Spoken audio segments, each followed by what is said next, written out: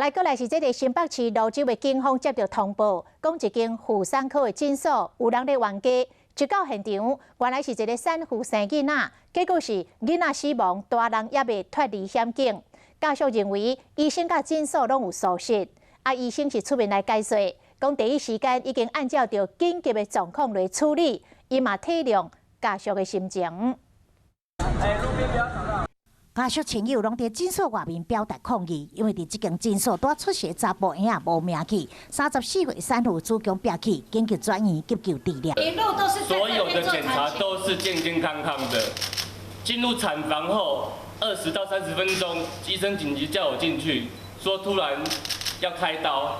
30分钟、40分钟之后，说要转诊到别的医院。产妇伫23暗到新北市芦洲这间诊所生产，不过进入手术房了后出现状况，紧急开刀，发现子宫壁溃，情况严重。做妈妈的、做爸爸的、阿公都在外面等，没有一个医护人员出来。宝宝压到什么东西，然后妈妈的呼吸也微弱，必须要开刀。家属指控这婴儿面色渐渐变乌起，也有呼吸困难的症状，紧急转往其他大病院，但是急救无效。产妇的性命虽然保掉了，但是状况不稳定。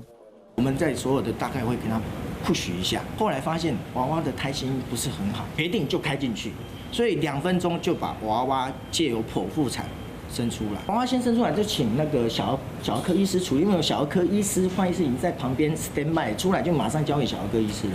伫镜头前流目屎，医师解说，自然产的时阵发现这囡仔心音无正常，紧急破腹，才发现讲子宫20公分的离伤。嘛强调家己已经尽力救人，后续的部分是院方接手。原本欢喜期待婴儿出世，即马妈妈的状况无稳定，囡仔煞无去，互家属是无法度接受。